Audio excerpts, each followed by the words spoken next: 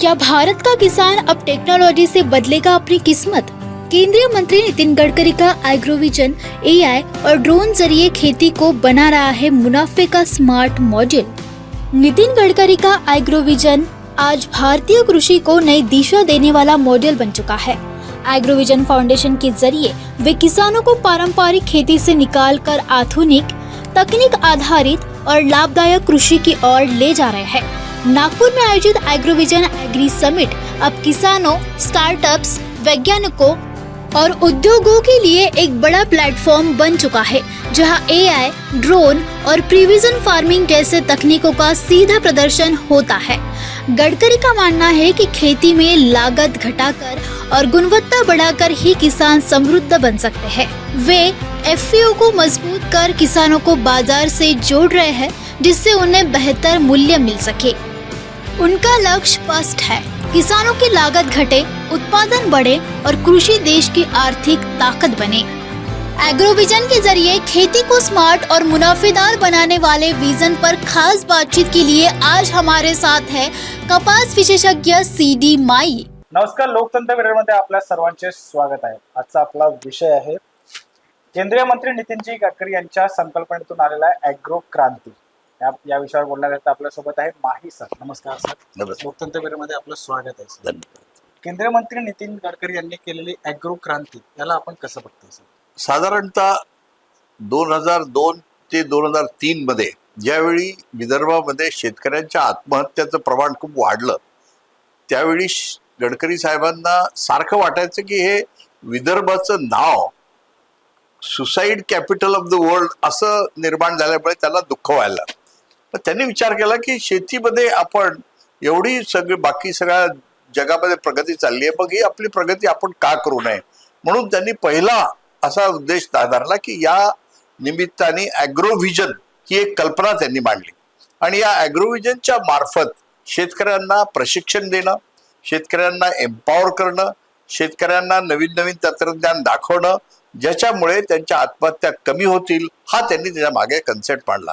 आणि त्यानंतर 2007 पासून कंटिन्युअस आज जवळजवळ 16-17 वर्षापासून ॲग्रोव्हिजन हे दरवर्षी एक मोठ्या प्रमाणात एक्झिबिशन म्हणून या नागपुरात भरते आणि जवळजवळ 3 ते 4 लाख शेतकरी येतात आणि त्यांना आपण ज्ञान देतो, त्यांचं नॉलेज वाढवतो, त्यांना नवीन तंत्रज्ञान मार्गदर्शन करतो, त्याचा फायदा होतोय. त्याचमुळे यांनी नंतर हळूहळू असा विचार केला की 2015-16 मध्ये आम्ही ॲग्रोव्हिजन फाउंडेशन निर्माण केलं की एकच वर्ष तुम्ही त्यांना शेतकऱ्यांना प्रशिक्षण न देता दर महिन्यामध्ये काही प्रशिक्षण देता येईल का, म्हणून एक फाउंडेशनची स्थापना केली आणि त्या फाउंडेशनच्या माध्यमातून जे काही नवीन तंत्रज्ञान जगामध्ये उपलब्ध आहे ते त्यांनी या माध्यमातून शेतकऱ्यांना देण्याचा प्रयत्न सुरू केलाय. आता तुम्हाला आश्चर्य वाटेल की या सगळ्याचा परिणाम म्हणजे आज आपण जे काही एक विदर्भाचं जे नाव बदनाम झालं होतं किंवा विदर्भामध्ये आत्महत्या होतात त्याचं प्रमाण एकदम फार मोठ्या प्रमाणात कमी झालेलं आहे. आणि मग त्यांनी याचं अनालिसिस केलं. त्यांना असं दिसून आलं की या विदर्भामध्ये 50 लाख ही साधारणतः जमीन 50 लाख हेक्टर क्षेत्र हे वलिती खाली म्हणजे आपल्या जमिनी शेतीखाली आहे. त्यामध्ये जवळजवळ 32 ते 33 लाख हेक्टर क्षेत्र हे फक्त कॉटन आणि सोयाबीन या 2 पिकामध्ये आढळलं. तर ज्यावेळी पाऊस कमी पडतो किंवा पावसाचा वातावरण बदलते आणि शेतकऱ्याला जो फटका पडतो, कारण आपली जी शेती आहे विदर्भातली ही 88% शेती ही पावसावर अवलंबून आहे. मग पावसाच्या अनियमिततेमुळे त्यांना असा त्रास होतो आणि म्हणून मग शेतकरी दरवर्षी त्याच्या उत्पन्नामध्ये त्यांचा फरक पडतो, खर्च वाढतो आणि तो आत्महत्येला प्रवृत्त होतो. म्हणून मग त्यांनी पहिले ठरवलं की या शेतीमध्ये डायव्हर्सिफिकेशन फार मोठ्या प्रमाणात करायचं. आणि तुम्हाला आनंद आहे मला सांगायला की सगळ्यात पहिले त्यांनी या ठिकाणी मदर डेअरी या विदर्भामध्ये आणली. आपल्या विदर्भामध्ये साधारणतः पहिले 1 लाख लिटर सुद्धा लिटर दुधाचं कलेक्शन होत नव्हतं. आज तिथे जवळजवळ 22 ते 25 लाख लिटर आपण दुधाचं कलेक्शन झालंय. मग त्यांनी विचार केला की डेअरी असो, पोल्ट्री असो, मधमक्खी पालन असो, सेरिकल्चर असो, असे अनेक प्रकारचे उद्योग आहेत जे शेतकऱ्यांना आपल्याला वाढवता येतात. नंतर त्यांनी शेतीमध्ये आज आधुनिकता आणण्यासाठी त्यांनी काय केलं की आपल्या इथे आता संत्रा हे फार मोठ्या प्रमाणात विदर्भाचं एक फळ आहे आणि जवळजवळ 1 ते 1.5 लाख हेक्टरवर इथे संत्र्याचं उत्पादन होते. परंतु हे ट्रॅडिशनल पद्धतीने संत्रा घेतात, पाणी जितकं लागलं तसं पाणी देत राहतात. तसं न करता त्यांनी विचार केला की या शेतकऱ्यांना त्यांनी स्पेनमध्ये घेऊन गेले आणि स्पेनमध्ये त्यांनी दाखवलं त्यांना की कोण्या पद्धतीनं कमी पाण्यामध्ये व्यवस्थित मॅनेजमेंट कसं करता येईल याचं ट्रेनिंग आपण त्या लोकांना इथे बोलावलं, त्याचं ट्रेनिंग दिलं आणि आज आपण आता विचार करतोय की असे अनेक शेतकरी तयार झालेत की जे आपण कृत्रिम बुद्धिमत्तेचा वापर करून पाणी देऊन राहिलेत. कृत्रिम बुद्धिमत्तेचा वापर देऊन आता त्याची छाटणी करतात. कृत्रिम बुद्धिमत्तेचा वापर करून कोणते रोग आणि किडी येतात ते म्हणजे आता एआयचं टेक्निक हे जे आहे महाराष्ट्र गव्हर्नमेंट सारखं म्हणते की याचा वापर शेतीमध्ये व्हायला पाहिजे, हा ऑलरेडी आम्ही सुरू केलेला आहे यांच्या माध्यमातून. त्याच्या मागे लागतात गडकरी साहेब की नाही आता हे तुम्ही करा आणि याच्यात जास्तीत जास्त शेतकरी आणा. तसंच आपण विचार केला की इथे केशर आंबा हा मोठ्या प्रमाणात काही होत नव्हता, परंतु केशर आंब्याचं जे प्रमाण आहे हे मराठवाड्यामध्ये आणि गुजरातमध्ये फार मोठ्या प्रमाणात आणि केशर आंबा हा हापूस नंतर नंबर 2चा आंबा एक्सपोर्टसाठी मार्केटला आहे. मग याची आपण वाढवायची, मग याच्यासाठी नर्सरी करायची, नर्सरीची हे करणे, ते नंतर शेतकऱ्यांना प्रशिक्षण देणं आणि कोण्या प्रकारे आपण वाढवू शकतो. आज तुम्हाला वाटेल की या ठिकाणी विदर्भामध्ये जवळजवळ जितका संत्रा आहे तितकाच आता केशर आंब्याची लागवड झालेली आहे आणि केशर आंबा आता मार्केटमध्ये येतो. शेतकऱ्यांना साधारणतः 150 ते 200 रुपये किलो भावानं जर तुम्हाला आंबा जर मिळू शकला त्यांना, तर त्यांना वर्षाचा प्रॉफिट चांगला मोठ्या प्रमाणात होतो.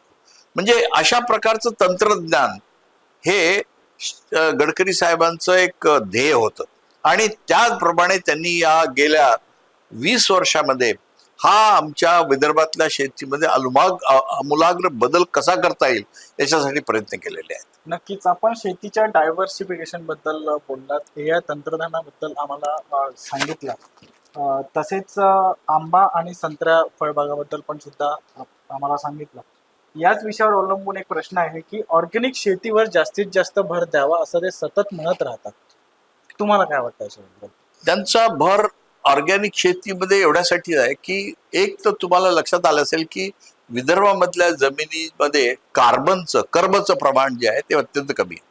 कर्बचं प्रमाण 0.2 ते 0.3% आहे आणि म्हणून आपली प्रॉडक्टिव्हिटी जी आहे किंवा जे उत्पन्न आहे ते कमी आहे.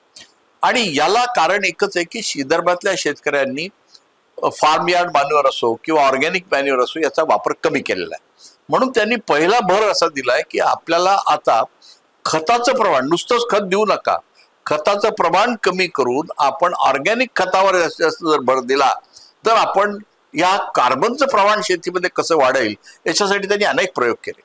त्यांनी आता बायोचारचा प्रयोग केलेला आहे, त्यांच्या स्वतःच्या शेतीमध्ये बायोचारचा प्रयोग केला आणि त्यांनी दाखवून दिलं की तुम्ही जे काही काडी कचरा गोळा होतो किंवा जे कापसाचे धांडे शिल्लक राहतात त्यापासून तुम्ही बायोचार निर्माण करू शकता आणि हे बायोचार तुम्ही शेतीमध्ये टाकल्यानंतर तुम्हाला निश्चितच कार्बनचं प्रमाण वाढेल आणि कार्बनचं प्रमाण जो वाढलं की तुमचं उत्पन्न ऑटोमॅटिक वाढेल. म्हणून त्यांचा भर जो आहे हा ऑर्गॅनिकवर आहे आणि पुढे त्यांचं म्हणणं की हळूहळू पूर्णप्रमाणे जर आपण खत जे आता आपण सगळे प्रदेशावर अवलंबून आहे, आपला जो युरिया आपल्या त्या हॉर्मोज मधून येतो, आपला फॉस्फेट हॉर्मोज मध्ये येतो.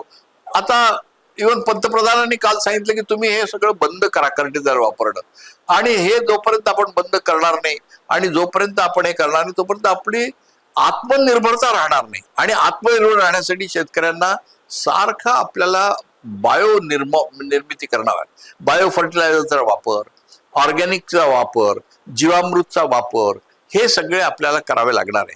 म्हणून त्यांचा जो आमचा एक दुसरा भर जो असतो, आम्ही या बाबतीमध्ये सगळ्यांना प्रशिक्षण देतो. गांडूळ खताचा वापर कसा करायचा, बायोचारचा वापर कसा करायचा, त्यानंतर बायोमिक्सचा वापर कसा करायचा, बायो फर्टिलायझरचा वापर कसा करायचा, या सगळ्या गोष्टी आपण त्यांना शिकवतो. धापेवाड्यामध्ये त्यांनी पहिला प्रोजेक्ट सुरू केला सेंद्रिय शेतीचा. तिथे त्यांच्या शेतीमध्ये नवीन नवीन प्रोजेक्ट तयार करत असतात आणि दाखवत असतात लोकांना की आपण असं पण करू शकतो. आपण याच्याकडे कसं बघता? गडकरी एक अशा व्यक्ती आहेत की जे स्वतः करून पाहिल्याशिवाय आणि स्वतः त्यांना त्याचा फरक जाणवल्याशिवाय ते दुसऱ्याला सांगत नाही. त्यांचं नेहमी सांगणं असते की मी जी गोष्ट शेतकऱ्याला सांगतो ते शेतकरी आत्मसात ताबडतोब करतात, परंतु जर मी चुकीची गोष्ट सांगितली आणि आत्मसात झाली तर माझं नाव बदनाम होते.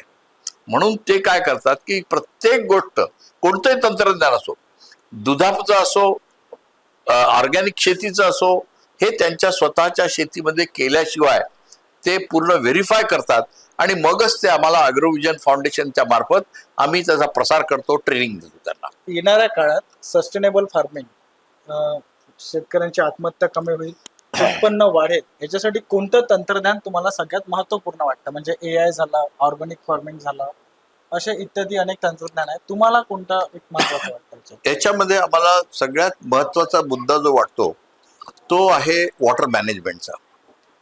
आता वॉटर मॅनेजमेंटमध्ये काय होऊन राहिलेलं आहे की आमच्याकडे वॉटरचं प्रमाण तसं कमी आहे, परंतु आम्ही त्याला वॉटर कॉन्झर्वेशनला काही भर दिला नाही. म्हणून तुम्ही जर पाहिलं असेल, गडकरी साहेबांनी स्वतः त्यांचा एक तामसा म्हणूनचा मोठा प्रोजेक्ट तयार केला आहे आणि त्याच्यामध्ये वॉटर कॉन्झर्वेशन कसं करायचं. आता ते आहेत खरं म्हणजे मंत्री रोड्सचे आहेत, पण रोड्स करताना देखील त्यांनी विचार केला की आपल्याला जर पाणी अडवता आलं रोडच्या मार्फत, असे काही कॅनॉल टाकता आले तर ऑटोमॅटिकली त्यांनी अकोल्याला एक हे करून दाखवलं PKV मध्ये की आमची जी सडक जाते त्या सडकेच्या पुलाखालून आम्ही जर मातीचा बांधारा टाकला तर पाणी साचल्या जाते आणि त्याचा फायदा अकोल्याच्या PKVला झालेला आहे. म्हणजे त्यांचं म्हणणं की पहिलं आज आम्हाला काय जर करावं लागेल तर वॉटर कॉन्झर्वेशन हे करावं लागेल आणि वॉटरचा उपयोग जो फ्लड इरिगेशन देण्याच्या ऐवजी आपण जर सेन्सर बेस्ड इरिगेशन दिलं, म्हणजेच AIचा वापर आपण ज्याला म्हणतो, IoT ज्याला म्हणतो, information technology, internet of things technology, तर त्यामुळे काय होईल की वापर त्याचा योग्य होईल. ड्रिप इरिगेशन असो, स्प्रिंकलर इरिगेशन, तेच पाणी आज जर फ्लड तुम्हाला द्यायचं झालं तर तुम्हाला 100 जर इथे लिटर पाणी लागत असेल, त्या 100 लिटरमध्ये आपण 250 जास्त लिटर पाण्याचा वापर करू शकतो. म्हणजे याचं प्रमाण एकाच जवळजवळ 2.5 आहे. म्हणजे एक जर तुमचं फ्लड इरिगेशन असेल तर 2.5 मध्ये तुम्हाला हे फायदा मिळतो. 1 एकर जर तुम्ही इकडे भिजवता तिकडे 2.5 एकर भिजवता. मग हे तंत्रज्ञान त्यांनी पाहिलं की सगळ्यात महत्वाचं आहे, म्हणून त्यांनी आता वॉटर कॉन्झर्वेशनवर जास्त भर दिलेला आहे. आणि जसजसं आता हवामानामध्ये बदल होत चाललाय, टेम्परेचर वाढत चाललेलं आहे, कारण साधारणतः क्लायमेट चेंजमध्ये सगळ्यात जास्त परिणाम जो होणार आहे तो हीटवर होणार आहे. आणि म्हणून आज आपल्याला वॉटरचं जे महत्व वाढलेलं आहे, त्यांनी आता नुकतंच या महिन्यामध्ये देखील वॉटरसाठी 2 मोठमोठे कार्यक्रम या ठिकाणी ठेवलेले आहेत.